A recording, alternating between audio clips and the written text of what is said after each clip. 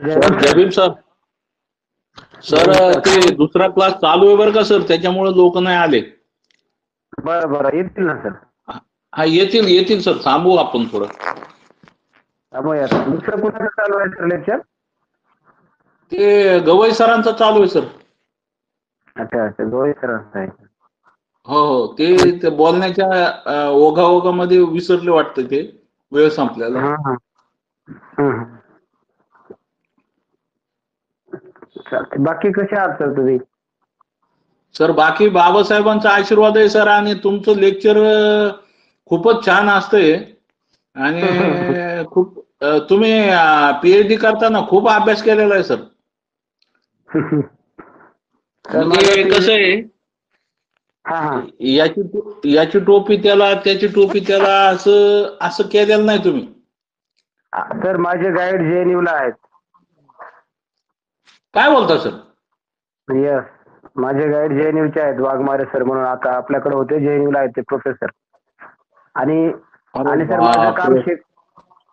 माझं काम शेकापूर होतं सर. शेतकरी कामगार पक्ष.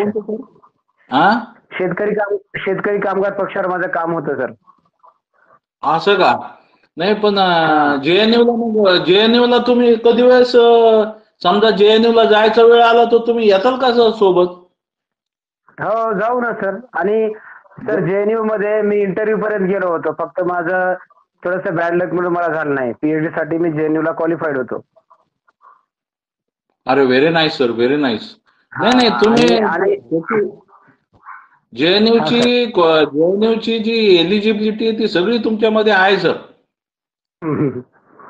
Thank you sir, thank you. आणि आपल्याकडे काय आहे सर सांगा ना. आपण एकदम गरीबातून येतो, ग्रामीण भागामधून येतो, आणि आपल्याकडे काहीच नाही ना. नाही, आपण दिल्लीला निघालोच ना सर. सर 4-5 दिवस दिल्लीला प्रोग्राम ठरला सर, तुम्ही सोबत चला सर. येस नक्की. हो, म्हणजे तसं त्यावेळेस तुम्हाला सुट्टी असेल का ते बघून आपण दिल्लीचा कार्यक्रम थोडासा करू. रिसर्च पॉइंट ऑफ व्ह्यूच आहे, आणि तिथं आपण वेगवेगळ्या संशोधकाला भेटू. 7-8-10 दिवस राहू, आणि त्याच्यामध्ये आपल्या नॉलेजमध्ये कसं भर पडतोय ते बघू सर. सर माझे बहुतांश मित्र JNU चे. Very nice. बहुतांश. काय बोलतो सर? हा, JNU, पुणे, हैदराबाद युनिव्हर्सिटी, त्याच्यानंतर इकडलं आपलं गुजरात युनिव्हर्सिटी, माझे बहुतांश मित्र आहेत. सर त्याच्यामुळेच तुमच्या जे म्हणजे तुमचं जे स्पीच आहे, तुमचं जे लेक्चर आहे, ते मन लावून ऐकावं वाटतं सर. सर मी पुण्यामध्ये गेस्ट लेक्चर दिलेले आहेत. हा, व्हेरी नाईस सर. सर दुसरं मी काय म्हणतो सर, हे म्हणजे JNU व्यतिरिक्त सोशल सायन्स साठी, अंडर ग्रॅज्युएट साठी चांगलं कॉलेज तुमच्या सर दृष्टीने रिकमेंडेड काय असेल सर? सर मुद्दा कशासाठी करतायत ते अवलंबून आहे. नाही, इकॉनॉमिक्स करतायत ना, तर इकॉनॉमिक्स आणि पॉलिटिकल सायन्स. हा सर, महाराष्ट्रामध्ये तसे कॉलेजेस नाहीत. फक्त फर्ग्युसन होतं, पण त्याचा दर्जा आता घसरलेला आहे. फर्ग्युसन वाटतं सर. त्यांचा दर्जा एवढा फार घसरला, आता ते सुद्धा गाईडवर आलेत सर. कोणी वापरत नाहीयेत. हो सर. मग सर JNU ची जाहिरात असते, JNU DU च्या तिकडे जायचं सर. मग नाही, पण JNU ला अंडर ग्रॅज्युएट नाही ना सर. सर तिथे कसं करायचं, ते एखादं कॉलेज बघायचं आणि PG पासून तिथे जायचं. अच्छा, म्हणजे PG ला तिथं जायचं, पण अंडर ग्रॅज्युएट दिल्लीला करायचं, म्हणजे जो JNU शी लिंक्ड कॉलेज आहे. येस, म्हणजे तिथे तुम्ही गेलात ना, ते बरोबर ते तयार होतो विद्यार्थी JNU मध्ये. Yes sir. JNU हा सर, बोला सर, बोला. नाही, मला काय विचारायचं सर, की JNU मध्ये जाण्यासाठी अंडर ग्रॅज्युएटला तुमच्यासाठी रिकमेंडेशन कोणतं आहे कॉलेज? औरंगाबादला जर म्हणाल सर, तर औरंगाबादला एकही कॉलेज नाही आहे तसं. नाही, औरंगाबादचं नाही सर, महाराष्ट्रात तर तसं नाहीच. पण भारतात जरी म्हणलं तरी कुठे सर? तर भारतात फक्त दिल्ली. फक्त दिल्लीलाच कॉलेज आहेत. बरोबर आहे, बरोबर आहे, बरोबर आहे सर. कुठंच नाही. दिल्लीचं कारण सांगतो सर. हा दिल्ली हा. असं प्लेस आहे, ते मेल्टिंग स्पॉट आहे इंडियाचं. हो हो. तिथे तिथे गुणवत्तेला कदर होते. बाहेरच्या प्रदेशामध्ये तुम्ही गुजरातमध्ये जा, जातीवाद आहे. महाराष्ट्रात जा, जातीवाद आहे. तुम्ही कुठेही तुम्ही कर्नाटकमध्ये जा, केरळमध्ये जा किंवा तुम्ही इकडं साऊथ मध्ये कुठेही जा, तर तिथे तुम्हाला अशाच पद्धतीचं ट्रीटमेंट मिळते. केरळमध्ये तो आता केरळ आणि तमिळनाडूमध्ये थोडंसं एज्युकेशन पॉलिसी चांगल्या आहे, पण तिथे आपले लोक टिकत नाहीत. अच्छा. कारण आपलं नाही, आपलं कल्चर हे थोडंसं युपीशी मॅच होणार आहे, म्हणजे उत्तर भारताशी मॅच होणार आहे. साऊथशी आपलं कल्चर मॅच होत नाही. ते सर टीस जे आहे ना, टीसचं नाव मी पाहिलं होतं, पण टीस जे आहे ना ती पोस्ट ग्रॅज्युएशन साठी ठीक आहे. अंडर ग्रॅज्युएट साठी एवढी विशेष वाटा ना सर. तर टाटा इन्स्टिट्यूट जे आहे ना, तर ती पोस्ट ग्रॅज्युएशनच्या पुढे रिसर्च साठी तिचं फार मोठं कॉन्ट्रीब्युशन आहे. हो हो हो. Good sir, good. परंतु तुमचं हा सर. नाही, तुमचं जे ओव्हरऑल जे ऑब्झर्वेशन आहे भारतातली शिक्षण पद्धती आणि पॉलिटिकल सायन्स आणि इकॉनॉमिक्स याच्याबद्दल सर टिप्पणी एकदम मला म्हणजे पटली अशी आहे सर. नाही, फॅक्ट आहे ना सर. म्हणजे कसं आहे बघा, आता सांगतो, आता आपण जिथे शिकतो, आपण जिथे शिकवतो किंवा आपला जो वातावरण आहे, तर इथे निगेटिव्हिटी जास्त आहे शिक्षणाबद्दलची. हो हो. आणि आणि विद्यार्थी म्हणजे त्याला असं वाटतं की हा कोरडवाहू शेतकरी आहे, याचा काही हो. उपयोगच होणार नाही. येस आणि येस. युपी मध्ये कसं आहे सर, युपी मध्ये जे पॅटर्न आहेत ना, ते एनसीईआरटी आणि थोडंसं ऍडव्हान्स लेवलचे पॅटर्न आहेत. आपल्या येस आपल्या येस सर. इत- आप- आप- आपल्या इथला पोस्ट ग्रॅज्युएट आणि दिल्लीचा 7वीचा पोरगा ऐकत नाही sir. Yes sir. Yes sir. म्हणजे आपण जे शिकतोय इथे, समजा आम्ही जे शिकवतोय किंवा जे लोक शिकताय, तर आम्ही फक्त हो 90 पर्यंत जग शिकतोय किंवा आम्ही 90 पर्यंत जग बघतोय. हो सर. सर दिल्लीमध्ये 2020 पर्यंत फॉरेन पॉलिसी शिकवली जाते. व्हेरी नाईस सर, व्हेरी त्यांचा नाईस. त्यांचा जो न्यू ट्रेंड येतो ना दिल्लीमध्ये कुठलं दरवर्षी. कॉलेज तुम्हाला बरं वाटतंय सर? दिल्लीमधलं कुठलं कॉलेज चांगलं वाटतंय?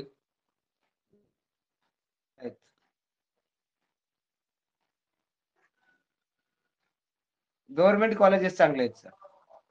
Okay. Very nice sir, very nice. प्रायव्हेटला सुद्धा सर आहे तिथे. नाही, गव्हर्नमेंट कॉलेजेसच एन्क्वायरी करतो सर. ते सर तुम्हाला ही माहिती का विचारली, कारण माझं बॅकग्राऊंड इंजिनिअरिंग लाईनचं. जसं जयप्रकाश सर आपल्या बॅच मध्ये आहेत, या इंजिनिअरिंग लाईनचे लोक आजकाल मुलांना काय झालंय की इंजिनिअरिंग पेक्षा economics, social science, political science याच्यामध्ये इंटरेस्ट वाढत चाललाय सर. मग सर त्याच्यामुळे त्याचं गायडन्स. हा सर. मी थोडस मध्ये बोलतो, आपलं लेक्चर थोडंसं लेट होत आहे. तर मी याच्यासाठी म्हणतोय की इंजिनिअरिंग मेडिकल जे फील्ड आहेत ना, हो. तर ह्या फक्त टेक्निकल फील्ड आहेत.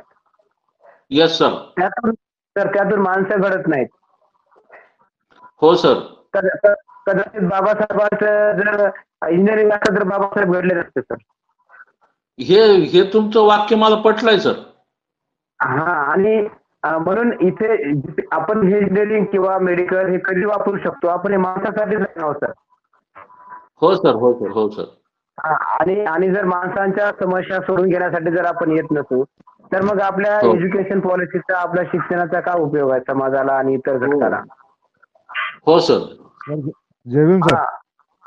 सर जय भीम. बरं झालं सर तुम्ही जॉईन झालात. सर हा, आमचा उद्देश हा होता, वकील साहेबांचा आमचा उद्देश हाच होता की आम्हाला फुलेशाह आंबेडकर घेण्याचा उद्देश हा होता की आम्हाला काही शिकता येईल आम्हाला इथं, जसं तुम्ही आता येस सर. बोलला. Yes sir. Sir Jayprakash sir तुम्ही बरोबर बोलले सर. तर आपण जो बाबासाहेब पाहतोय ना आज, हो सर. तर ते खरे बाबासाहेब नाहीत सर. खरे बाबासाहेब हे सर्वसामान्य माणसाला कळत नाही. म्हणून बाबासाहेब समजून घेण्याकरिता बाबासाहेबांची भाषा ही अवगत करावी लागते. आणि हो सर. आणि आणि आणि ती भाषा बाबासाहेबांची त्यांच्या लेखनामध्ये आहे. तुम्ही कुठलंही साधं आर्टिकल बाबासाहेबांचं सर एका रीडिंग मध्ये कळत नाही.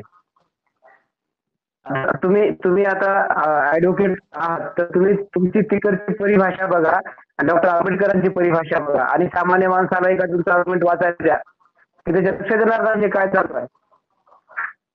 सर सर सर बरोबर आहे सर.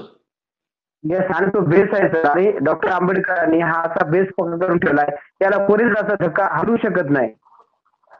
इथं सर. भारतामध्ये 500 वर्ष तरी त्याला कोणी हलवू शकत नाही सर. तेवढी ताकद कोणामध्येच नाहीये. 100% सर. हा, आणि ते येणार पण नाही. बघा ना, एक माणूस आयुष्याच्या फक्त 20-30 वर्षात त्यांचं जेवढं काम आहे 1920 पासून 1956 पर्यंत, जर आपण 40 वर्षातले बाबासाहेब बघितले तर त्यांनी मागचे 1000 वर्ष आणि पुढचे 1000 वर्ष हे मॅच केलेले आहेत. Yes sir, yes sir. Sir I agree with you sir. आणि किती पोटेन्शियल असेल, किती काय त्यांनी ताकद सर असेल. बुद्धांना जोडलं सर. डायरेक्ट आपल्याला बुद्धांना जोडलं सर. तेच म्हणतोय ना, कारण बुद्धाची पूर्ण फिलॉसॉफी सर त्यांचं अप्लिकेशन आहे. 100%. बाबासाहेब हे पहिले सोशल इंजिनिअरिंग करणारे घटक आहेत की ज्यांनी सगळ्या आयडिओलॉजी आणि इतर शोषित आणि हे जातभेद सगळं संपून सगळ्या माणसाला एका समानतेच्या पातळीवर आणलं. नाहीतर आपले किती भेद होते. आणि आणि आता पण आपण फेस करतो, पण जी दाहकता किंवा जी तीव्रता त्या काळी होती ती आज नाही ना सर. आता आम्ही का बोलू शकतो, कारण आपण जे ताकद आहे माहिती आहे ना हे खरं काय आणि खोटं काय. आणि आणि आणि बाबासाहेबांना ते ते ते ते जे त्यांचा तर्क होता तो तर्क कसला डेंजर असेल. म्हणजे जे खरं आहे हो ते सर. खरं, जे खोटं आहे त्याचं कधीच लांगूल चालन केलेलं नाहीये त्यांनी. आणि आणि खरंच सांगतो, इथे बाबासाहेब कुणाला सांगायची गरज आहे बघा आता, की जे आदिवासी खेड्यापाड्यामध्ये राहतात, ज्या आदिवासींना बाबासाहेबांमुळे हक्क मिळाले, ज्या ओबीसीना बाबासाहेबांमुळे हक्क मिळाले, त्या समाज घटकांपर्यंत बाबासाहेब जाणं गरजेचं आहे. म्हणून ओशो म्हणाले होते सर, रजनीश ओशो, तर ते असं म्हणाले होते, 20वे शतक हे महात्मा गांधीजींचं होतं आणि 21वे शतक हे बाबासाहेबांचं असेल. आणि आणि ते बाबासाहेबांना भेटलेले सुद्धा होते. चला आपण आता आपल्या विषयाकडे येऊयात, की आपण 2 दिवसापासून जी चर्चा करतो ती चर्चा आपली अशी आहे की गुणात्मक आणि मात्रात्मक ह्या जो मुख्य भेद आहे. आम्हाला कुठलेही संशोधन करण्याकरिता आमच्याकडे एक दिशा असावी लागते. संशोधकाला हे दिशा होऊन चालत नाही, कारण बऱ्याच वेळा आमच्याकडे दृष्टिकोन असतो की एखाद्या विषयाकडे आम्ही कसं पाहावं, हा दृष्टिकोन आमच्याकडे नसतो. हा दृष्टिकोन आम्हाला संशोधनाच्या पातळीवर ह्या ज्या मेथोडॉलॉजीज आहेत वेगवेगळ्या प्रकारच्या, त्या मेथोडॉलॉजी आम्हाला शिकवतात की संशोधन कसं करायचं आणि सत्यापर्यंत कसं पोहोचायचं. ज्ञानाची जे अर्थ आहे, ज्ञानाचा अर्थ म्हणजे अब्सोल्यूट ट्रूथ असत नाही, तर ती शक्यता आहे की आम्ही त्याच्या जवळ जातो आहोत. म्हणून मग बुद्ध असो की आणि कुठलेही महापुरुष असो, त्याने जी सत्याची परिभाषा मांडली ही सत्य बदलत जातं. कारण एक काळ असा होता, 500 वर्षापूर्वी जे सत्य होतं ते आज सत्य नाहीये. म्हणजे 500 वर्षापूर्वी दैवी होतं ते सत्य नाहीये, कारण आपण आता कन्व्हर्जन केलेलं आहे. काय आपण हुकुमशाही ते राज्यशाही कडून आपण लोकशाहीमध्ये आलोत. आणि या लोकशाहीमध्ये आमचा जो सेंटर पॉइंट आहे तर तो आता राजा किंवा किंग नाहीये, तो आता लोक आहेत.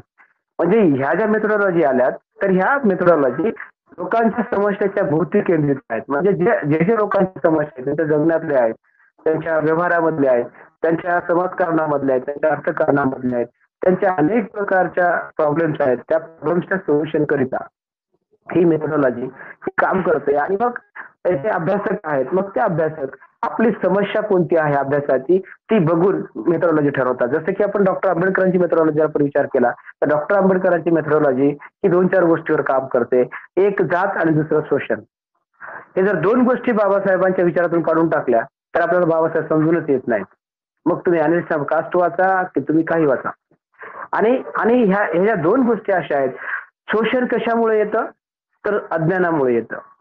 आणि मग हे अज्ञान कशामुळे आहे मग सामाजिक, राजकीय, धार्मिक ज्या परंपरा आहेत, कर्मकांड आहेत, त्याच्यामुळे आम्हाला सत्यापर्यंत जाता येत नाही. म्हणजे सत्य म्हणजे काय, आम्ही ज्ञानापर्यंत पोहोचू शकत नाही. आणि जेव्हा आम्ही ज्ञान प्राप्त करतो, जेव्हा आम्ही शिक्षण घेतो किंवा आम्हाला सत्य आणि न्याय, अन्याय, चांगलं आणि वाईट कळायला लागतं, तेव्हा आम्ही विवेकाकडे जातो. म्हणजे डायरेक्ट आम्ही विवेकाकडे जाऊ शकत नाही, कारण त्याला तपासाची चिकित्सा असते. ही चिकित्सा जरी तुम्ही शिकलात ना तरी येत नाही, कारण ती कशी पाहायची हा दृष्टिकोन आमच्याकडे असणं गरजेचं आहे. म्हणून म्हणून बाबासाहेबांनी जातीकडं किंवा शोषणाकडं ज्या ज्या दृष्टीने पाहिलं, ती दृष्टी जेव्हा आमच्यामध्ये येईल तेव्हाच बाबासाहेबांचा आस्पेक्ट काय होता हे कळेल, नाहीतर कळणार नाही. नुसतं फुले शाहू आंबेडकर म्हणून आपल्याला विचार करून चालणार नाही. तर शाहू आंबेडकरांना अभिप्रेत असणारं जे संशोधन होतं, अभिप्रेत असणारा जो समाज होता, अभिप्रेत असणारं जे त्यांचं काही ध्येय होती, ती ध्येय समजून घेण्याकरिता आम्हाला त्यांच्या परिभाषा समजून घ्याव्या लागतात. म्हणून संशोधन हे कुठलंही असूयात, तुमचा विषय कुठला असतो, विषय महत्वाचा नाहीये, महत्वाचा आहे की आमची पद्धती कोणत्या आहे. जर आम्हाला प्राथमिक साधनाच्या आधारावर संशोधन करायचं आहे तर गुणात्मक पद्धत, जिची चर्चा आपण कालपर्यंत केली, त्याचे अनेक बेनिफिट्स आहेत, जी चर्चा आपण मागच्या 3-4 लेक्चर पासून करतो आहोत. आपण आज जी चर्चा करणार आहोत ते संख्यात्मक, त्याला इथं चुकलंय, त्याला संख्यात्मक म्हणतात, मात्रात्मक म्हणतात, परिणामात्मक म्हणतात. हे 3 शब्द अल्टरनेटिव्ह आहेत. आम्ही कुठलाही एक शब्द वापरू शकतो. इंग्रजी मधला जो शब्द आहे ते क्वांटिटेटिव्ह रिसर्च मेथड असा आहे, ज्याला आम्ही गुणात्मक असं म्हणतो. आता ही गुणात्मक पद्धत काम काय करते, तर जे आम्ही संशोधन हाती घेतलेलं आहे, जसं की आपण सकाळी सुरुवात केली होती की आपण असं म्हणालो की डॉक्टर आंबेडकरांना अभिप्रेत असणारा समाज किंवा आजच्या अनुसूचित जमातींच्या सामाजिक राजकीय दर्जा कसा आहे याचा जर आम्हाला अभ्यास करायचा असेल आणि डॉक्टर आंबेडकरांच्या विचाराची प्रासंगिकता कशी या वर्गाकरिता जर विचार करायचा असेल, तेव्हा मात्र आम्हाला सेकंडरी सोर्सेस म्हणजे मात्रात्मक पद्धत ही उपयोगाची ठरते. आणि ही का उपयोगाची ठरते, इथे आमचा डेटा बोलतो, इथे आम्ही बोलत नाही. म्हणजे तुमचं काम किती असलेलं आहे, तुमचं काम किती उत्तम आहे, या कामामधून समाजाचं काय त्याचा लाभ होणार आहे आणि समाजाच्या दिशा ठरवण्याकरिता, त्याच्या धोरण ठरवण्याकरिता शासनाला त्या गाईडलाईन कशा ठरवू शकतात, याकरिता आमच्याकडे काही आकडेवारी हव्या असतात. आम्ही असं सांगतोय की आम्ही आज असं मी म्हणतोय की महाराष्ट्रामध्ये एवढे पर्सेंटेज पॉप्युलेशन ही शिक्षित आहे किंवा ही साक्षर आहे. कशाच्या बेसिसवर, आकडेवारीच्या बेसिसवर. आणि आम्ही आकडेवारी कुठून काढतो, हे आम्ही आकडेवारी वेगवेगळ्या माध्यमातून काढतो. मग आमच्याकडे जनगणना अहवाल आहे, वेगवेगळे शासकीय रिपोर्ट्स आहेत.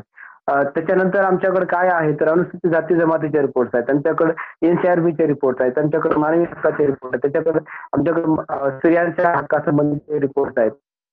आणि हे सगळे रिपोर्ट हे फॅक्च्युअल बेसिसवर त्याची माहिती काढलेली असती, माउथ टू माउथ, म्हणजे लोकांच्या डोर टू डोर जाऊन, आणि ही माहिती एकत्र करून ऍक्च्युअल प्रॉब्लेम काय आहेत. जसं आपण म्हणतो की इकॉनॉमिक सर्व्हे आला, किंवा आम्ही असं म्हणतो की आमच्या जातीचा सर्व्हे करा, किंवा आम्ही असं म्हणतो की जनगणना करा, ही कशासाठी आहे, तर फॅक्ट काय आहे हे समजण्यासाठी मात्रात्मक पद्धत उपयोगाची आहे. केवळ सिद्धांत मांडून उपयोगाचं नाही, त्या सिद्धांताचं जे व्यवहार आहे जोपर्यंत कळत नाही तोपर्यंत रिसर्च नावाची संकल्पना कम्प्लीट होत नाही. आणि यामध्ये आम्ही सिद्धांताच्या आधारावर अभ्यास करतोय, परंतु आम्ही जो प्रॅक्टिकल बेसिस अभ्यास करतोय तो अभ्यास आम्ही मात्रात्मक आधार घेऊन करतोय. जसं की डॉक्टर आंबेडकरांना अभिप्रेत असणारा शिक्षित समाज, किंवा आपण असं म्हणू शकतो की डॉक्टर आंबेडकरांच्या पीएस संस्थेचे महाराष्ट्राच्या शैक्षणिक क्षेत्रातलं योगदान, जर आपण असा विचार करू तर आम्हाला असा विचार करावा लागतो की 1945 किंवा 43 स्थापनेपासून ही जी कॉलेजेस आहेत वेगवेगळी, इंजिनिअरिंग कॉलेज आहे, पॉलिटेक्निक कॉलेज आहे, सायन्स आर्ट्स कॉलेज आहेत, लॉ कॉलेज आहेत, ह्या कॉलेजमध्ये आतापर्यंत किती विद्यार्थी शिकले, याचे अल्युमिनाय कोण आहेत, किती लोक मोठ्या हुद्द्यावर गेले, किती लोक पॉलिटिकल सेक्टर मध्ये गेले, किती लोक बिझनेस सेक्टर मध्ये गेले, किंवा किती लोक ही प्रोफेशनल सेक्टर मध्ये आलेत. आणि जेव्हा आम्ही आकडा सांगतो की या वर्षामध्ये, म्हणजे या 10 वर्षाच्या काळामध्ये 10,000 लोक शिकले, आम्ही जेव्हा हे म्हणतोय, ही धाडस करतो म्हणायचं, तेव्हा आमच्याकडे तो डेटा पाहिजे. आम्ही हवेत गोळ्या मारू शकत नाही. म्हणजे आपण डॉक्टर आंबेडकरांचा अभ्यास करतोय आणि त्यांच्या संस्थेत शिकणारे लोक किती आहेत हे जर माहित नसेल, त्याचे अल्युमिनाय माहित नसेल, तर मग आमचा अभ्यास हा मात्रात्मक अभ्यास होऊ शकत नाही. संशोधनामध्ये कुठल्याही काल्पनिक आणि ढोबळ बाजूला वाव नसतो. मग ते संशोधन कुठलंही असो ते, आणि कोणत्याही समस्येचं असो. म्हणजे इथे कुठलीही कल्पनाशक्ती इथे काम करत नाही, इथे काम करतं ते फॅक्ट. म्हणून म्हणून म्हणून मी विद्यार्थ्यांना नेहमी असं म्हणतोय की सोशल सायन्स हे आयडियलिस्ट आहेत हो, परंतु तितकेच प्रॅक्टिकल सुद्धा आहे. जसं तुमचे इंजिनिअरिंग मेडिकल आहे, तुम्हाला जे फॅक्ट दिसतात, वेगवेगळे पदार्थ दिसतात, तुम्ही प्रयोग करता आणि प्रयोगाच्या अंती तुम्ही जे निष्कर्ष मांडता. इथे आमचे प्रयोग हे माणसं आहेत, इथं समाज आहे, इथली जात आहे, इथला धर्म आहे, इथला वर्ग आहे, इथला भेद आहे, इथलं स्त्री पुरुष आहे आणि हे दिसतात आम्हाला. रोज आमच्याशी इंटरॅक्ट होतात, आम्ही त्यांच्याशी बोलतो, आम्ही आमचे काही हितगुज त्यांच्याशी शेअर करतो. म्हणून म्हणून आमची जी मेथडॉलॉजी आहे ही मेथडॉलॉजी माणसांची आहे. आम्ही माणसांना समजून घेण्यासाठी प्रयत्न करतो.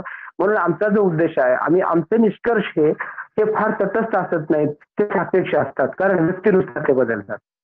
डॉक्टर आंबेडकर काय आहेत ते प्रत्येक माणसाला सारखे कळणार नाही, कारण ते सापेक्ष विचार आहेत. कारण कुणाला काय कळेल, कुणाला काय कळेल, कुणाला काय कळेल. पण संशोधन पद्धतीमध्ये ही जी मात्रात्मकता आहे की तुम्हाला काय वाटतं, तुम्हाला काय वाटतं, तुम्हाला काय वाटतं, याला एका ठिकाणी याला कम्प्रेस केलं जातं, याला मर्ज केलं जातं, जसं आम्ही असेंबल करतो. आणि ही असेंबल आम्हाला रिसर्चसाठी, संशोधनासाठी, आमचे काही हायपोथेटिकल जे फॅक्ट आहेत ना ते मांडण्यासाठी आमच्यासाठी महत्वाचे आहेत. कारण आम्हाला एका निष्कर्षापर्यंत जायचं आहे विश्लेषणाच्या बेसिसवर. आम्हाला डॉक्टर बाबासाहेब समजून घ्यायचे आहेत, तर बाबासाहेब समजून घेताना 1950चे बाबासाहेब समजून घेणं उपयोगाचं नाही. आम्हाला आजचे बाबासाहेब काय आहेत आम्हाला ते समजून घ्यावं लागेल. आणि मग ह्याच्यासाठी आम्हाला डेटा गोळा करावा लागेल की लोकांना काय वाटतं, की डॉक्टर आंबेडकरांच्या प्रश्नांबद्दल लोकांचं काय मत आहे, लोक कसा अभ्यास करतात, डॉक्टर आंबेडकरांच्या पीएस कडे लोक कसं पाहतात, डॉक्टर आंबेडकरांच्या घटनेतल्या क्रमाकडे लोक कसं पाहतात, डॉक्टर आंबेडकरांनी जे कोड ऑफ इथिक्स दिले त्याच्याकडे लोक कसे पाहतात, हे समजून घेण्याकरिता आम्हाला मात्रात्मक पद्धती म्हणतात. ह्याच्या दोन पद्धती आहेत, एका नाण्याच्या दोन बाजू आहेत. तुम्हाला कुठली बाजू स्किप करता येत नाही, नाणं उभं ठेवता येत नाही. तुम्हाला एकतर असं जर ठेवलं ना, एकतर वर तुम्हाला डॉक्टर आंबेडकर असतील किंवा खाली त्यांचं प्रॅक्टिकल असेल. जर वर केला तर प्रॅक्टिकल असेल, खाली डॉक्टर आंबेडकर असतील, म्हणजे म्हणायचं वरच आहे मला, किंवा सिद्धांत असतील आणि खाली व्यवहार असतील.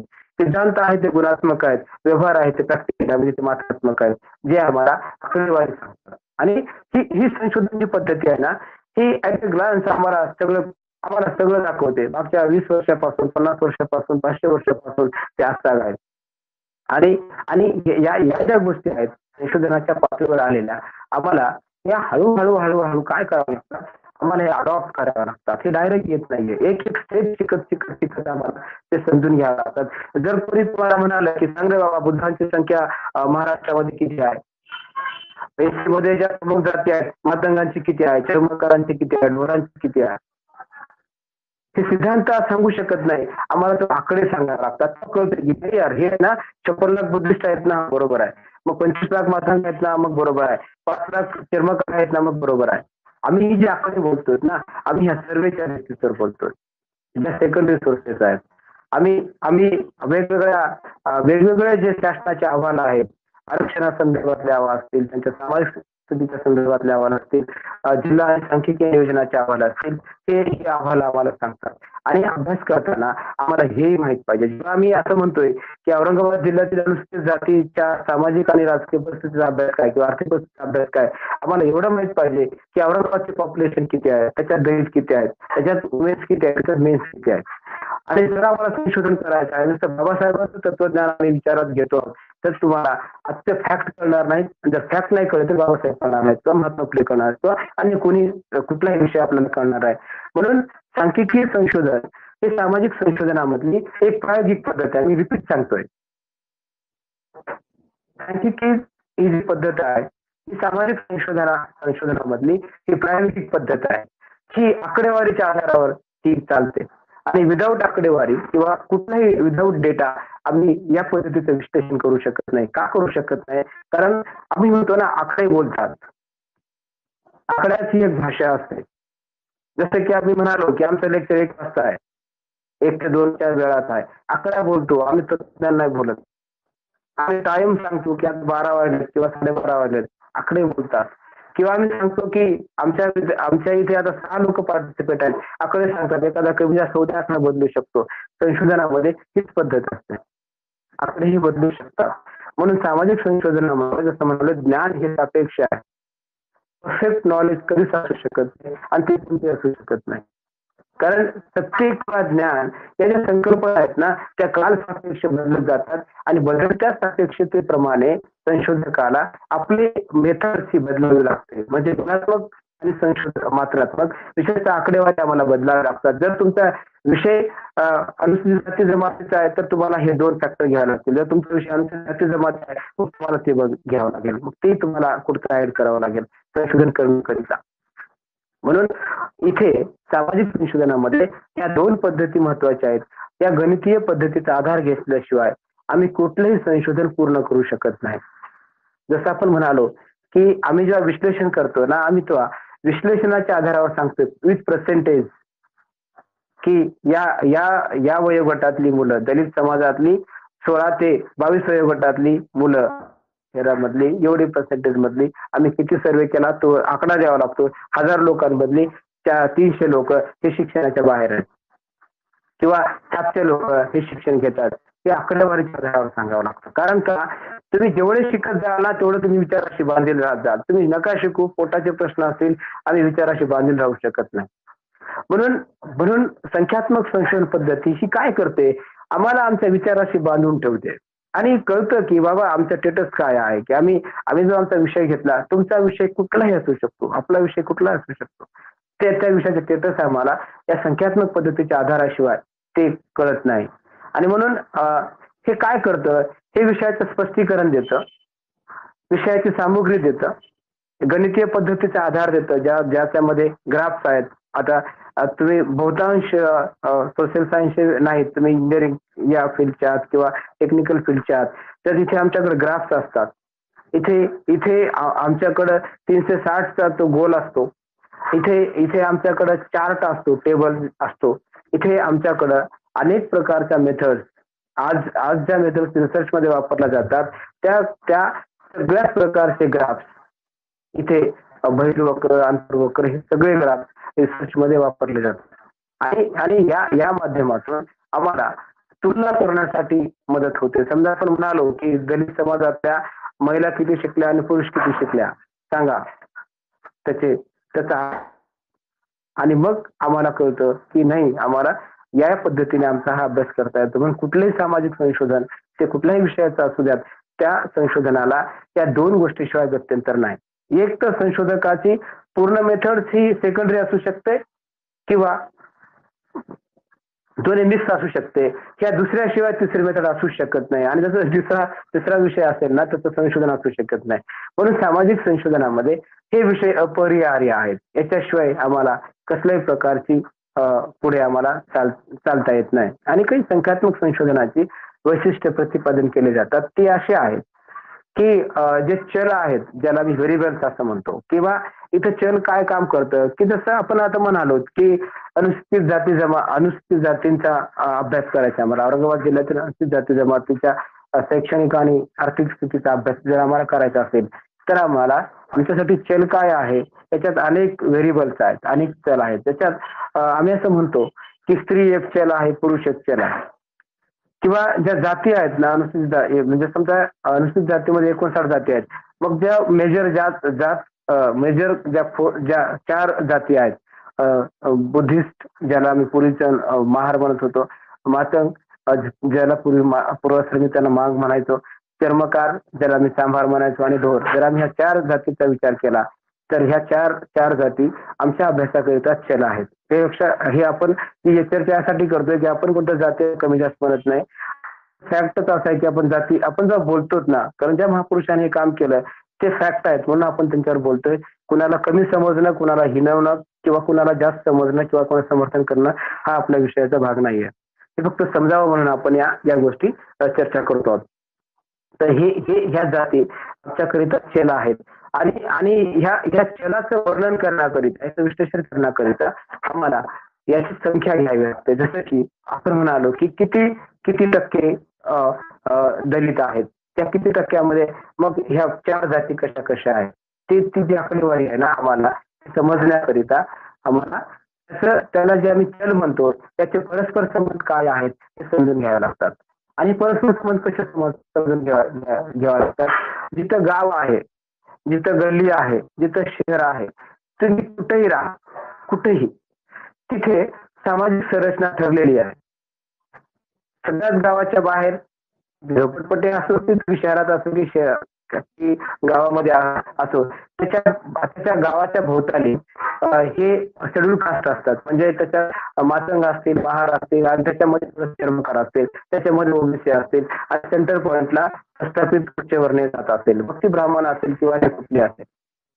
आणि आणि हे समजून घेण्याकरिता इथली जाती उतरण कशी आहे मग ते समजून घ्यावं लागेल. कारण जे 12 बलुतेदार होते ते डायरेक्ट त्या सवर्णांच्या जवळ होते, परंतु जे 13 बलुतेदार होते, जे शूद्राचे शूद्र होते, ते यांचा उदरनिर्वाह त्यांच्यावर अवलंबून नव्हता. म्हणजे यांना फिक्स असं मानधन नव्हतं किंवा काही त्यांना पोटाचं मिळायचं नाही. जे बिळ झालं तर ते त्यांना असं दिलेल्या वस्तू, ज्या फेकून दिलेल्या वस्तू त्यांना घेऊन यायचे सतत उदरनिर्वाह करायचे. म्हणून आपण यस्की, महारकी, मांगी हे शब्द आपण ऐकलेले आहोत. इथल्या जाती व्यवस्थेमध्ये ती जी पारंपरिक समाज रचना होती त्या सामाजिक संरचनेमधले इथला जो शूद्र शूद्र आहे त्याची मानसिकता कशी होती, त्याचा सामाजिक दर्जा काय होता आणि आज सामाजिक दर्जा काय आहे हे समजून घेण्याकरिता आम्हाला संख्यात्मक पद्धत महत्वाची ठरते. म्हणजे त्या काळांमध्ये कशा प्रमाणात हे जातीभेद होते, अस्पृश्यता होती, नंतर कसे आले, राज्यघटनेने त्या कशा बॅन केल्या, कलम 17 काय रोल आहे, कलम 32 काय रोल आहे. आणि आज जे लोक शिकले, आज ज्या लोकांनी गावगाडा सोडला, शहरामध्ये आली, ती थोडस प्रतिष्ठेचे काम करू लागले आणि आणि हळूहळू इथे ते स्थिर व्हायला लागले आणि त्यामध्ये एक मध्यम वर्ग विकसित झाला. हे इथपर्यंत येण्याकरिता आहे ना आम्हाला आमचा बेस माहित असणं गरजेचं आहे. आणि तो बेस म्हणजे या संख्याशास्त्रीय आधारावर आम्हाला घेता येत. म्हणून जे जगातील जे आंतरसंबंध आहेत, जातीचं आणि आमचं, उच्चवर्णीयाचं आणि आमचं, आमच्या शेजारच्याचं आणि आमचं, मग शेजारी आमचा कोणी असू शकतो, तर त्यांच्या आमच्यातले आंतरसंबंध काय आहेत, त्या आंतरसंबंधामुळे आजचं जे सामाजिक परिवर्तन आहे, सामाजिक बदल आहे, या सामाजिक बदलांमधला जो फरक आहे, जो आम्हाला दिसतोय आज, तो समजून घेण्याकरिता आम्हाला आकडेवारी महत्वाची असतात. आणि म्हणून म्हटलं जातं संशोधनामध्ये की आकडेवारी सांगतात, तुम्ही काहीच बोलायची गरज नाही, तुम्ही मुख राहा पण तुम्ही आकडे दाखवा. म्हणून आपण आता ती चर्चा ऐकतो की शासन ही जातीची जनगणना करत नाही आणि जातीची संख्या सांगत नाही. का सांगत नाही? त्याचे गणित उद्याच्या राजकारणामध्ये आहेत आणि ते सोडू शकतात. कारण ह्या लोकांना जर वाटलं की आपण एक आमदार जास्त वाढवू शकतो किंवा खासदार वाढवू शकतो तर त्यांचे गणित बिघडतात, म्हणून हे सांगत नाहीत. बघा आकड्यात किती ताकद आहे. म्हणून संशोधनामध्ये हे आकडे फार महत्वाचे असतात, ज्या दोन घटकातला परस्पर संबंध दाखवत असतात. जसं की तुमची ओबीसीची जनगणना असो, अनुसूचित जातीची असो की जातीची कुठली जनगणना असो, या जनगणनेमध्ये इथला जातीय आधार, जातीय मानसिकता, जातीय द्वेष हे दडलेला आहे. म्हणून दोन चलातला जो फरक आहे तो आम्हाला आकडेवारीच्या आधारावर हा समजून घेता येतो. आणि म्हणून बघा महाराष्ट्राचं जर आपण तटस्थपणे जर परीक्षण करत असाल तर महाराष्ट्रामध्ये जी दलितांची संख्या आहे ते प्रामुख्याने 80% बुद्धिस्टांची संख्या आहे. कारण 60च्या दशकात ज्या चळवळी विकसित झाल्या बाबासाहेबांच्या प्रेरणेतून, बाबासाहेबांच्या म्हणजे बाबासाहेबांनी बुद्धिझम दिल्याच्या नंतर, तर तेव्हापासून इथे जे पूर्वाश्रमीचा महार म्हणजे आता जो बुद्धिस्ट आहे तो इथल्या प्रक्रियेमध्ये महत्वाचा आहे. कारण प्रक्रियेतून त्याला स्किप करता येत नाही, कारण आकड्याचं गणित आहे. कोणी चालेल, रामदास आठवले आपण बोलत नाही राजकारणावर, कुठेही नेता चालेल, रामदास आठवले चालतील, प्रकाश आंबेडकर चालतील, बीएसपीचा नेता चालेल, कोणी चालेल. इथे गणित हे आकड्याचा गणित आहे. कारण जात तुमचं संख्याबळ हे महत्वाचं असतं. म्हणून हे आपण काय म्हणतोय की एक सामाजिक दर्जा जसा समजून घ्यायचा आहे ना आम्हाला, तर हा दर्जा आम्हाला या आकड्यांच्या आधारावर समजून घ्यावा लागतो. तुम्ही असं मोघम बोलू शकत नाही. आणि म्हणून तुम्ही कुठलाही अभ्यास करा, तुम्ही कुठल्याही विषयात राहात, तुम्ही कोणताही विषय तुमचा असू द्यात, हे करत असताना संख्यात्मक पद्धत आम्हाला विचारातच घ्यावी लागते. आणि म्हणून आम्ही अनेक वेळा असं म्हणतो, अरे ते मायनर आहेत ना, ठीक आहे, त्यांना थोडीशी संधी द्या का, कारण ते आकड्याच्या गणितामध्ये ते मागे पडतात. म्हणून बघा महाराष्ट्राचा विचार करता घिसाडी, वैरू, कैकाडी ह्या अशा जमाती आहेत, ते आकडेवारी टिकत नाहीत कारण यांची संख्या कमी आहे. म्हणून अनेक घिसड्यांकडे, आदिवासींकडे त्यांच्याकडे आधार कार्ड नाही, लायसन्स नाही, नक्का पॅन कार्ड नाही, काहीच नाही. ते भारताचे नागरिक नाहीत का? परंतु यांचे जे अंतर शहरांमधले जे परस्पर संबंध आहे ते परस्पर समजून घेण्याकरिता आम्ही त्यांचे आकडे कधी राष्ट्रीय स्तरावर आलेलेच नाहीत. म्हणून आज एक मोठा अभ्यास गट जसं की एक रामदास चव्हाण म्हणून आहेत पुण्याचे, त्यांनी जे भटके आणि मागासवर्गीय आहेत त्यांचा अभ्यास त्यांनी करायला सुरुवात केली. आणि अशा खूप आता संस्था एनजीओ झाल्यात ज्या बंजारापासून ते भटके विमुक्तांचा अभ्यास करून त्यांची आकडेवारी पुढे आणण्याचा प्रयत्न करतात. हे कशाच्या आधारावर? ह्या आकडेवारी काय सांगतात? त्या आकडेवारी आमचा सामाजिक दर्जा सांगतात, आमचा शैक्षणिक दर्जा सांगतात, आमचा राजकीय दर्जा सांगतात, आमचा आर्थिक दर्जा सांगतात. म्हणून डॉक्टर आंबेडकरांना समजून घ्यायचंय, महात्मा फुलेंना समजून घ्यायचंय, तर आम्हाला नुसतं त्यांचे पुस्तक वाचून चालत नाही, तर प्रॅक्टिकल मध्ये त्यांचं रिफ्लेक्शन कुठं दिसतंय आम्हाला, विथ पर्सेंटेज आम्हाला ते पाहावं लागेल. म्हणून महाराष्ट्रामध्ये आपण जो संशोधनाच्या विषयावर बोलतोय, हे संशोधन या सामाजिक मागासलेपणाच्या घटकांपर्यंत पोहोचलेली नाहीयेत. आमचे संशोधन हे फार सोफिस्टिकेटेड आहेत. ते असे आहेत की काय आमचा लोकशाहीचा अभ्यास, आमचा धर्मनिरपेक्षतेचा अभ्यास किंवा आमचा राज्यघटनेचा अभ्यास. तर बाबा पण ज्यांच्यासाठी हे सगळं आहे त्यांना ते कुठं आहेत? अनुसूचित जातींचा आम्ही अभ्यास केला, त्यांची ओरिजिनल पोझिशन जाणून घेतली का? मग हे करण्यासाठी आमच्याकडे आकडेवारी पाहिजे. मग हे सध्या यासाठी आयोगांचं परस्पर संबंध नोंदवू शकतो आणि म्हणू शकतो की उपलब्ध माहितीच्या आधारावर इथल्या बुद्धिस्टांचे चर्मकारांचे प्रश्न सारखेच आहेत. तुमच्या सगळ्यांमध्ये जास्तीत जास्त हे आम्ही कधी सांगू शकतो जेव्हा आमच्याकडे आकडे असतात आणि आम्ही आकडे असतील तर आम्हाला बोलता येत नाही. या संकल्पना आहेत, तर या संकल्पना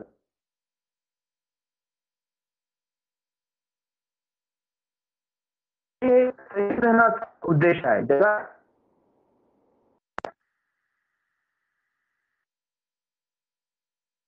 काही आहे किंवा निरीक्षण काही आहेत जे आम्ही पाहू शकतो त्या आकडेवारी. जसं की आपण काल पण म्हणालो होतो की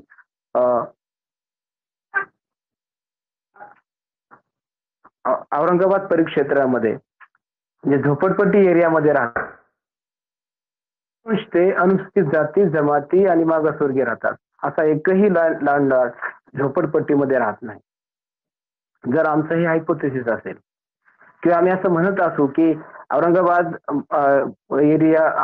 परिसरामध्ये ज्या झोपडपट्टी आहेत त्या झोपडपट्टी वासियांच्या लोकांचे प्रश्न जर आम्ही असा आमचा जर अभ्यास विषय असेल तर आम्हाला हे गृहीत धरून चालावं लागतं की तिथे असणारा समाज घटक हा बहुतांश 70% समाज घटक हा अनुसूचित जाती जमातीचा आहे, अनुसूचित जातीचा आहे, तो मागासवर्गीय आहे. याचं कारण असं आहे की या समाज घटकाला आर्थिक आणि सामाजिक प्रतिष्ठा मिळाल्यामुळे हा समाज घटक सतत, जसं सुरुवातीला म्हणालो, गावाच्या बाहेर, शहरात गावाच्या बाहेर, रेल्वे स्टेशनच्या रेल्वे पट्टीच्या बाजूला, गावाच्या हागणदारीच्या साईडला. आणि हे कशाच्या आधारावर आम्ही म्हणतोय? हे आम्ही म्हणत नाही हो, हे महात्मा फुलेंपासून त्यांच्या अगोदर पासून ते डॉक्टर आंबेडकरांनी हे नोंदवलेलं आहे. आणि मग जेव्हा आम्ही याचा फील्ड वर्क करतो, फील्ड सर्वे करतो, तेव्हा लक्षात येतं की यार किती लोक इथे राहतात आणि यांचे सामाजिक प्रश्न किती गंभीर आहेत. म्हणजे एकतर यांना उत्पादनाची कुठलीही साधनं नाहीत, सामाजिक प्रतिष्ठा कुठलीही नाही, बहुतांश लोकांना या वाईट सवयी आहेत, व्यसनाधीन आहेत. आणि या अशा सामाजिक परिवेशामध्ये, परिस्थितीमध्ये ही लोक राहतात. त्यांचे प्रश्न समजून घेण्यासाठी आम्हाला त्यांच्याकडून प्राप्त होणारी आकडेवारी हे आमच्यासाठी महत्वाचे ठरतं.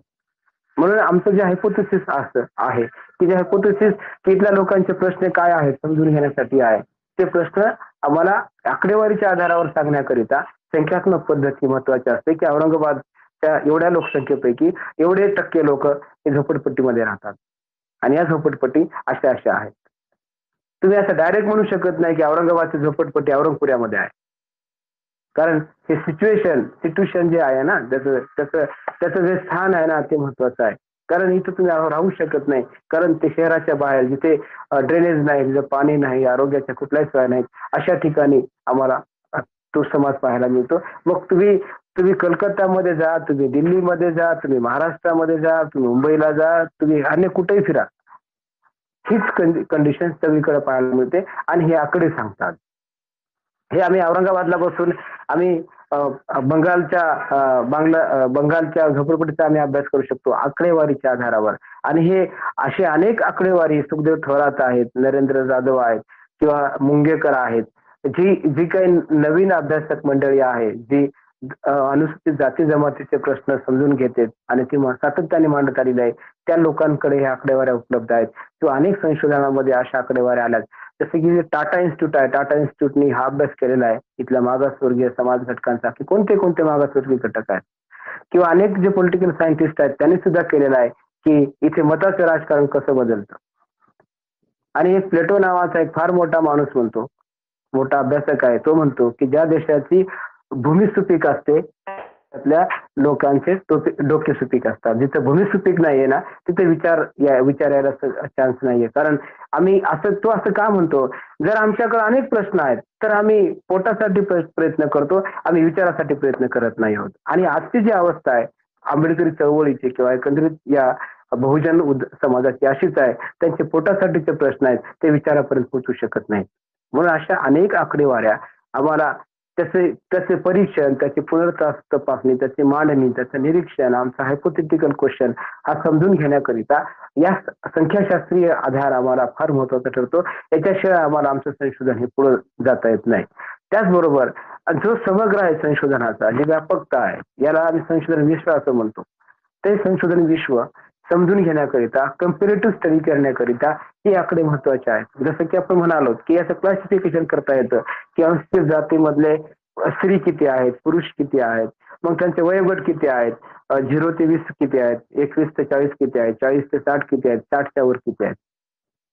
त्याच्यात तुम्ही पुन्हा असा फरक करू शकता की शिक्षित किती आहेत, मग शिक्षण किती आहे, 1ली ते 7वी, 7वी ते 12वी, 12वी ते ग्रॅज्युएशन किंवा आफ्टर ग्रॅज्युएशन म्हणजे पोस्ट ग्रॅज्युएशन किंवा टेक्निकल, असं आम्हाला त्याचं बायफर्गेशन करून त्याचं क्लासिफिकेशन करून आम्हाला हा अभ्यास करता येतो. परंतु हा अभ्यास करण्याकरिता यासाठी फार मोठं कसब लागतं आणि ते कसब म्हणजे संशोधकाचं आहे.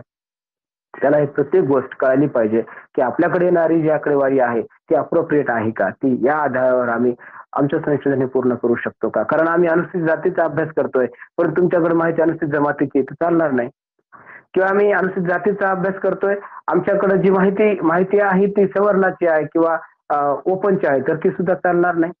म्हणून आम्ही जे परस्पर पूरकता आहे चलांमधली किंवा जी आमची परिकल्पना आहे ज्याला आम्ही हायपोथेसिस असं म्हणतो, किंवा आमचं निरीक्षण आहे, हे निरीक्षण संख्याशास्त्रीय आधारावर कधी मांडू शकतो जेव्हा आमचा संबंध हा आमच्या विषयाशी असतो तेव्हा.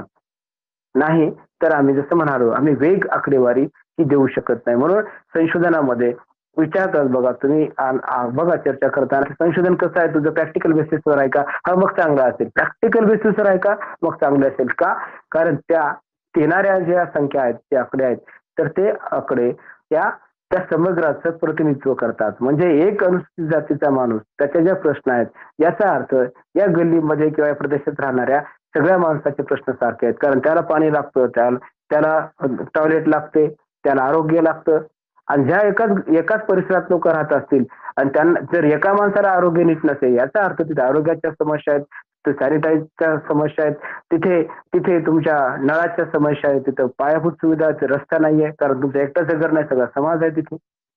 ही आकडेवारी आमच्या सिद्धांताला अधिक पूरक ठरते किंवा आमचा जो सिद्धांत आहे तो सिद्धांत आम्ही अधिक पक्का करण्याकरिता हे आकडेवारी त्याच्यामध्ये सिमेंटचं काम करतात. आणि विदाऊट आकडेवारी आम्हाला कुठलाही विषय त्याच्यामध्ये कसल्याच प्रकारचा इंटरेस्ट राहत नाही. आपण जे अभ्यास करतो ते नुसतं आयडिओलॉजिकल अभ्यास आहे, त्याच्यामध्ये काही समाजाचं रिफ्लेक्शन दिसत नाही किंवा प्रतिनिधित्व मिळत नाही, तर त्याच्यावर आम्ही पुस्तक ते 10 मिनिटं वाचू शकत नाही. तुम्ही कुठलाही अभ्यास करा, तुम्हाला कादंबरी वाचायचा सवय असेल पण तुम्ही अशी कादंबरी घ्या की जिथं काहीच वास्तवाशी संबंध नाही तर ही कादंबरी नाही चालत. का चालत नाही, कारण आपण ज्या समाजामध्ये राहतो त्या समाजातलं प्रतिबिंब आपल्या विचारामध्ये असतं, आपल्या बोलण्यामध्ये असतं, आपल्या वागण्यामध्ये असतं. म्हणून संशोधकाला हे पाहणं फार गरजेचं आहे की आमच्याकडे जी येणारी आकडेवारी आहे ती आकडेवारी अप्रोप्रिएट आहे का, आमच्या संशोधनाशी संबंधित आहे का. नाही तर संशोधनाच्या दिशा या बदलू शकतात. आणि ही आकडेवारी आम्ही विचारलेल्या प्रश्नाच्या आधारावर प्रतिसाद म्हणून येतात. ही आकडेवारी कशा येतात? आम्ही जे काही प्रश्न विचारतो त्या प्रश्नाच्या आधारावर त्या आकडेवारी आम्हाला जर आम्ही 100 लोकांच्या मुलाखती घेतल्या, मुलाखती प्रायमरी सोर्सेस आहे, पण मुलाखतीची 100 संख्या हे आकडा आहे, ही संख्याशास्त्रीय आधार आहे. जेव्हा आम्ही 100 लोकांच्या मुलाखती घेतोय आणि त्या 100 लोकांच्या मुलाखतीमधनं जे आम्ही प्रश्न उभे केलेले आहेत, त्यांना जे प्रश्न विचारलेले आहेत, त्याचा जे आंतरसंबंध आम्ही लावलेला आहे एकमेकाशी, तो आंतरसंबंध आम्हाला आकड्याच्या आधारावर तो समजून घेता येतो. म्हणजे आम्हाला काय करता येतं, आमच्या संशोधन विषयाचं एक सारपणे, एक संक्षिप्तपणे आम्हाला त्याची मांडणी करता येते. म्हणून इथे या माध्यमातून एका चलाचा दुसऱ्या चलाशी काय संबंध आहे, त्या घटकाचं म्हणजे थोडक्यात सांगतो की तिथलं सामाजिक, राजकीय, आर्थिक, सांस्कृतिक त्यांची स्थिती काय आहे, ही स्थिती हे सगळे आकडे सांगत असतात. आणि म्हणून अनेक वेळा आम्ही जेव्हा शासनाचे अहवाल पाहतो, जर आम्ही हा अहवाल पाहिला असेल की एखाद्या कोर्टाने वार्षिक अहवाल काढला असेल, त्याचं जे इंडेक्स आहे ना, त्या इंडेक्समध्ये कोणते खटले कसे आहेत त्याचं बायफर्गेशन असतं आणि त्या खटल्याची नुसती आकडेवारी असते. नवीन लोकांना त्याचा कोर्टाशी संबंध आहे, त्याला काहीच कळत नाही, कोणतं दिवाणी, कोणतं फौजदारी, कोणतं काय. हे कशाकरिता असतं, हे आम्हाला आमच्याकडे जे काही उपलब्धी आहे, आम्ही काय केलेलं आहे हे दाखवण्याकरिता आम्हाला हे आकडे महत्वाचे असतात. ते आकडे जसे आमच्यासाठी महत्वाचे असतात संशोधकासाठी, तसेच ते आकडे समाजासाठी सुद्धा महत्वाचे असतात, ते इतर संशोधकासाठी सुद्धा महत्वाचे असतात, ते अकॅडमिशियनसाठी सुद्धा महत्वाचे असतात, ते शासनासाठी सुद्धा महत्वाचे असतात. म्हणजे संशोधन हे निव्वळ थेसिस नाहीये किंवा निव्वळ प्रबंध नाहीये, तो एक प्रकारचा असा दस्तावेज आहे की त्याच्यातून अनेक वेळा माहित नाही की तुम्ही तुमच्या त्या कामामधून एक नवीन दिशा मिळू शकते. जसं की डॉक्टर आंबेडकरांचं त्यांचा रुपयाचा प्रश्न जे पुस्तक आहे, त्याच्यातून RBI निर्माण झालं, एक प्रबंध 150-200 पानाचं. त्यातून 1935ला तुमच्या RBIची स्थापना झाली. काय काय काय कॉन्ट्रीब्युशन आहे त्या माणसाचं, म्हणजे काय असेल आपण विचार करू. 100 पानामध्ये एवढं मोठं, जे डॉक्टर आंबेडकरांचं 100-125 पानाचं अनिर्वचनीय कास्ट नावाचं पुस्तक आहे, भाषण आहे, ते पुस्तक नाही आहे. त्या भाषणातून सारे जगभरातले लोक पाहू लागले की अरे असं आहे का, इथे असे प्रश्न आहेत का. आणि ते बाबासाहेबांनी नुसतं थेरॉटिकल बेसिस दिलं नाही, त्याच्यात त्यांनी हिंदूमध्ये, इंडियन एक्सप्रेस मध्ये किंवा त्या तत्कालीन परिस्थितीमध्ये छापण्यात येणाऱ्या त्या वर्तमानपत्राचे रेफरन्स दिलेत. इथं असं घडलेलं आहे, इथं तसं घडलेलं आहे, इथं असं घडलेलं आहे. जर आपण त्यांच्या अर्थशास्त्राची पुस्तक वाचायला घेतलं ना, आपण 2 पानं वाचू शकत नाही, 5 पानं तर सोडून द्या. याचं कारण असं आहे की आम्हाला आकडे हे बोलके करतात. म्हणून एखाद्या माणसाचा सामाजिक दर्जा कसा आहे, हे आर्थिक दर्जा कसा आहे, आर्थिक दर्जा कसा आहे विचारायचा असेल त्याला फार नका विचारू, त्याला सांगा बाबा तू नोकरी कोणती करतो, पगार विचारायची गरज आहे. तू जर म्हणला मी डेली बेसिस आहे, असं समजून घ्या की तो एका फार मोठ्या इकॉनॉमिक स्ट्रगल मधून जातोय. ते कशाच्या आधारावर, आकड्याच्या आधारावर. म्हणजे सामाजिक शास्त्रामधलं संशोधन हे प्रॅक्टिकल याच्यासाठी अधिक महत्वाचं आहे, कारण हे आकडेवारीच्या आधारावर बोलतं. म्हणून विषय समजून घेताना आम्हाला संख्याशास्त्रीय आधाराशिवाय आमच्या गुणात्मक संशोधनाला एक महत्वाचा आधार प्राप्त होत नाही. आणि ही संख्याशास्त्रीय संशोधन प्रक्रियेमध्ये ह्या गोष्टी महत्वाच्या असतात, ज्याच्यामध्ये आपण ही पहिल्या स्टेप मध्ये पाहिलेलं आहे की समस्या सूत्रण, त्याच्या साहित्याचा आढावा, त्याच्यानंतर त्याचा रिसर्च क्वेश्चन काय आहे, त्याच्यानंतर त्याचे गृहीतक कसे आहेत, आणि यानंतर आम्हाला नमुना निवड करावा लागतो, त्याच्यानंतर माहितीचं विश्लेषण करावं लागतं आणि त्याचं निर्वचन करावं लागतं, म्हणजे आम्ही निष्कर्षापर्यंत पोहोचतो. आणि हे सगळं करत असताना हे स्टेप बाय स्टेप जावं लागतं. आम्हाला कुठलीही स्टेप हे स्किप करता येत नाही. म्हणून डोंट स्किप असं म्हटलं जातं. का डोंट स्किप? कारण जर तुम्ही हे केलं नाहीत तर तुमच्या हातामध्ये निश्चित असा आकडा येत नाही किंवा निश्चित निष्कर्ष येत नाहीत, शिफारशी येत नाहीत. आणि जर आमची प्रॅक्टिस जर चांगली नसेल, आमचं संशोधन जर हे प्रायमरी बेसिसवर झालं नसेल किंवा आम्ही त्याच्यासाठी जर मेहनत घेतली नसेल, तर आम्ही ह्या नुसत्या प्रक्रिया वापरून चालत नाही. त्यातलं मटेरियल महत्वाचं आहे. म्हणजे तुमचा बंगला किती मोठा आहे हे महत्वाचं नाही, तुमचा मुलगा कसा आहे हे महत्वाचं आहे. आणि हा बेस का महत्वाचा आहे? ज्या लोकांच्या मेथोडॉलॉजी पक्क्या असतात त्यांना कुठलाही विषय द्या. म्हणजे मी एक मागेही म्हणालो होतो, आताही म्हणतो की संशोधक आणि म्हणजे विद्यार्थी कोणी तो मांजरासारखा असावा, तर डोक्यावर पडून तो पायावर उभा राहणारा असावा. आणि हा कधी पायावर उभा राहू शकतो? जेव्हा त्याला या सगळ्या मेथोडॉलॉजी माहित आहेत. मला अभ्यास समजा लॉचा करायचा, तिथली मेथोडॉलॉजी काय, मला अभ्यास पब्लिक आयुष्याचं करायचं तिथली आयडियोलॉजी काय, मला इकॉनॉमिक्स करायचं मला तिथली आयडियोलॉजी काय. डॉक्टर आंबेडकरांचं पुस्तक त्यांचं पहिलं जाती व्यवस्थेचा उदय आम्हाला हे पाहायचा आहे. मग तुम्हाला अँथ्रोपॉलॉजीचं काय कन्सेप्ट आहेत, त्याच्या काय टर्म्स आहेत, त्याची काय टर्मिनॉलॉजी आहे, आम्हाला ते समजून घ्यायला लागते. त्याची ती मेथोडॉलॉजी समजून घेऊन आम्ही ते प्रश्न समजून घेतो. आमच्या पद्धतीनं आम्ही महापुरुष समजून घेऊ शकत नाही, कारण आमची समज ही फार लहान आहे, संकुचित आहे. कारण आमची तितकी प्रगल्भता नाही. त्यांना जे म्हणायचं ते आम्हाला एका झटक्यामध्ये कळेल. म्हणून संशोधन पद्धत त्यांना काय म्हणायचं होतं ना हे कळण्याकरिता हा एक मार्ग आहे. आणि जर आम्ही या मार्गाने जाऊ तर आम्हाला नक्कीच आम्हाला जे हवं आहे ते आम्हाला मिळतं. आणि मग या आधारावर काय करता येतं की आम्हाला चर्चा करता येते, निष्कर्ष काढता येतात आणि भविष्यासाठी आम्हाला त्याचा आधार देता येतो, म्हणजे शिफारशी करता येतात. संख्यात्मक संशोधनाच्या माध्यमातून आम्ही काय करू शकतो, पब्लिक डिस्कोर्स करू शकतो. पब्लिक डिस्कोर्स हा शब्द आहे जे फेनॉमिनॉलॉजीच्या बेसिसवर. चर्चा म्हणजे बोलणं हा इथे अर्थ अभिप्रेत नाही. डिस्कोर्स हा शब्द इथे अभिप्रेत आहे. हा जो डिस्कोर्स आहे हा डिस्कोर्स अनेक अभ्यासकांनी उभा केला, जसं की महात्मा फुलेंनी गुलामगिरीचा डिस्कोर्स उभा केला. इथली गुलामगिरी वेगळी आहे, इथली आमची स्लेवरी अमेरिकेसारखी नाही, आम्ही इथे विकलं जात नाही, पण हजारो वर्षापासून आम्ही बांधील आहोत विकण्याकरिता. ही बांधिलकी कशी आहे, ही बांधिलकी जातीची आहे, ही धर्माची आहे. बांधिलकी म्हणण्यापेक्षा वाईट अर्थाने म्हणतो मी, शोषणाची बांधील, शोषण इथे आहे. आणि मग महात्मा फुलेंनी डिस्कोर्स उभा केला की शोषणातून मुक्त व्हायचा. डॉक्टर आंबेडकरांनी डिस्कोर्स उभा केला की तुम्हाला समता प्रस्थापित करायची आहे, स्वतंत्र प्रस्थापित करायचं आहे, न्याय प्रस्थापित करायचा आहे. शाहू महाराजांनी डिस्कोर्स उभा केला की न्याय नावाची संकल्पना ही ब्राह्मणेतरांना सगळ्यांना ती असावी, म्हणजे ब्राह्मण नाही ते ब्राह्मणेतर, हा डिस्कोर्स उभा केला. आणि महापुरुषांनी जो डिस्कोर्स उभा केला हा डिस्कोर्स असा आहे की प्रत्येकाला एक प्रतिष्ठा मिळाली पाहिजे, प्रतिष्ठेशिवाय काही महत्वाचं नाही. म्हणून एक एल्टन मेयो नावाचा एक पब्लिक ऍडमिनिस्ट्रेशन मधला मोठा माणूस आहे की ज्यांनी मानवी संबंध दृष्टिकोन विकसित केला. आणि त्यांनी असं म्हटलेलं आहे की माणूस पोटासाठी जगत नाही, माणूस प्रतिष्ठेसाठी जगतो. माणसाला असं वाटतं सतत की मला कोणीतरी चांगलं म्हणावं, मी कोणाची लिडरशिप करावी, मी लिडिंग रोल मध्ये असावं नेहमी. आणि म्हणून संशोधन करत असताना संशोधकाला सुद्धा अशाच लिडिंग रोल मध्ये राहावं लागतं. त्याचं गुणात्मक आणि मात्रात्मक या दोन्ही मेथडच्या पक्क्या असाव्या लागतात. नाहीतर आम्हाला संख्याशास्त्रीय आधार जर घेता आला नाही तर आपण असं म्हणालो की डॉक्टर आंबेडकरांच्या विचारातून उभं राहिलेली पीएस आणि ह्या पीएसचं फलित जर आम्हाला बाबासाहेब माहित आहेत पण फलित माहित नाही पीएसचं, तर आम्ही बाबासाहेब समजून घेऊ शकत नाही. कारण ह्या दोन्ही गोष्टी एकच आहेत, सिद्धांत आणि व्यवहार. त्या समजून घेण्यासाठी आम्हाला या दोन गोष्टीचा आधार तो महत्वाचाच असतो. त्याच्याशिवाय आम्ही कुठलाही विषय समजून घेऊ. आपण साधं गणित आहे. आम्ही ज्या घरामध्ये राहतो, ज्या 4 लोकांमध्ये राहतो, आमच्या 4 लोकांच्या समस्या वेगवेगळ्या आहेत.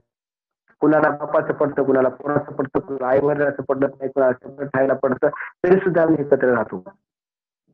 ही तडजोड आहे जीवनामधली. आणि तडजोड आम्ही कशाच्या आधारावर करतो, इथे सुद्धा आमचं एक लॉजिक असतं. आकडे, आमचा पगार किती आहे बाबा, पगार आपला 1 लाख आहे, ठीक आहे आपण 4 लोकांना 4 रूमा बांधून देऊ, पण आपला पगार 10,000 आहे, मग काय, चला आपण सगळे एकत्र राहू. संशोधनाचं कसब सुद्धा असंच आहे. संशोधन करताना तुम्हाला ही ऍडजस्टमेंट करावी लागतेच की आमचा विषय आणि आमच्या समोर येणारे चॅलेंजेस हे आम्हाला कसं फेस करायचं हे महत्वाचं आहे. मी हे बाकीचे उदाहरणं का देतोय, थोडंसं कळावं म्हणून देतोय. नाहीतर असं वाटू शकतं की बाबा हा विषय भर करतो की काय, फक्त ते समजावं यासाठी देतो. कारण रिसर्च नावाचा विषय इतका वाळवंटासारखा आहे ना, इथे हिरवळी कुठं दिसत नाही, आपल्याला फक्त समजून घ्यावं लागतं. म्हणून संशोधक हा अशा पद्धतीचा असला पाहिजे. म्हणून संशोधकाला या संख्याशास्त्रीय विश्लेषणाचा आधार घेत असताना त्याला बेरीज वजाबाकी गुणाकार त्याचं स्टॅटिस्टिक हे थोडंसं त्याला बदलावं लागतं. आणि त्याचा आधार कमी पडणार नाही ना, त्याला हे पाहावं लागतं. म्हणजे हे तुम्हाला काही लसाविमसाविषयी काहीची गरज नाहीये. इथे फक्त सूत्र आहेत, त्या सूत्राच्या अनुमान तंत्र आहेत, मापन तंत्र आहेत, त्याच्यात त्याला बसवायचं आहे. त्याच्यात वेगवेगळे सॉफ्टवेअर्स आहेत, आपल्याला हाताने काहीच लिहायची गरज नाही, आपल्याला बेरीज सुद्धा करायची गरज नाही. त्याच्यात ती आकडेवारी भरा, त्याच्यात तुम्हाला रिझल्ट येतात. रिझल्ट तुमचं आवाज त्याच्यातून बाहेर येतो. परंतु हे जे आकडेवारी भरतात ना, ती आकडेवारी महत्वाची आहे. जर ती आकडेवारी चांगली असत नाही तर संशोधन चांगलं असत नाही. म्हणून नुसतं गुणाकार भागाचा येणाऱ्या लोकांचं संशोधन चांगलं असतं अशातला भाग नाही.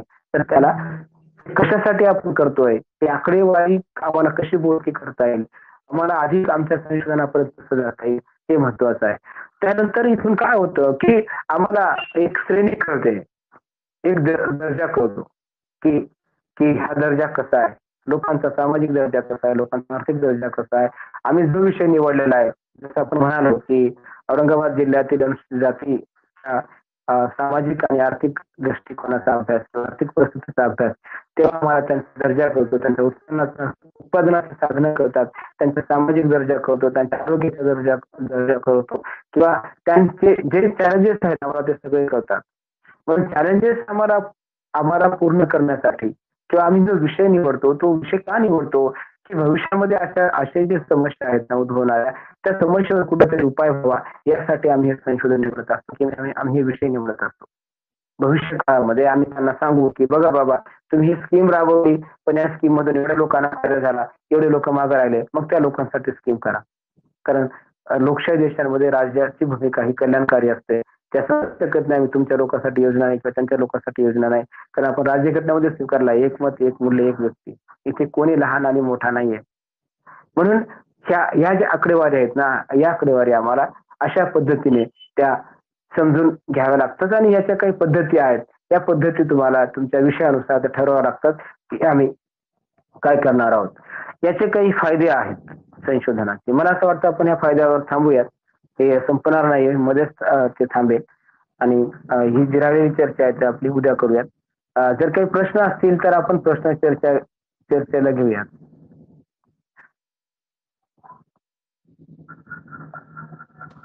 अभिकल्प म्हणजे काय सर? अभिकल्प? सर हायपोथेसिस, हा, ओके ओके सर, ओके. गृहीत करते. आता हे पीडीएफ मी आपल्या ग्रुपवर सुद्धा पाठवून देईल आणि तसं माझ्याकडे काही पुस्तकं आहे ते पुस्तकं सुद्धा पाठवून देईल. Okay sir. हा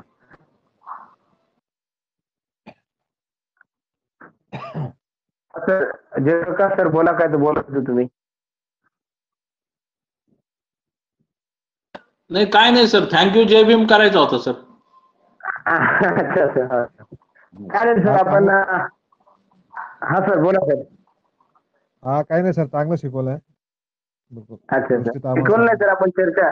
सर मी शिकवा इतकी माझी पात्रता नाही, आपण ही चर्चा केली सर. हो हो. आपला म्हणजे आपला जो विषय बेसिक आहे तो म्हणजे कळालं म्हणजे. हा. आणि मला वाटतं की तुम्ही पहिल्यांदा जॉईन झालात यावेळेस. हो हो. तर तुम्ही ते हेच केलं नव्हतं ना, एनरोल केलं नव्हतं, त्यामुळे ते मला जॉईंटच नव्हतं. तो जो नंबर होता ना, तो नंबर जो माझ्याकडे होता तो नंबर बहुतेक माझ्याकडे झाला असेल त्याचं. नंतर तुम्ही असल्यानंतर मी त्याला करेक्शन केलं. हा हा. तो माझ्याकडचा नंबर होता ना, तो शेवटचा नंबर काहीतरी वेगळा होता, त्याच्यामुळं ते दुसऱ्यालाच गेलं.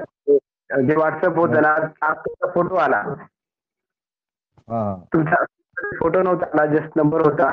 आणि त्यांनी पाहिलं पण ते आता जे कोणी दुसऱ्याचा नंबर असेल तर कुणाकडे गेला असेल, मग त्यांना वाटतं असेल बाबा ट्युशन आपलं काही काम नाही.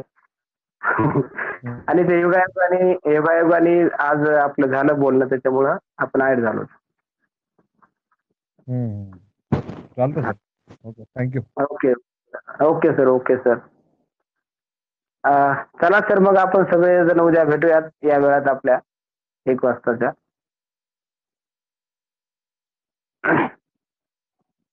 Okay sir.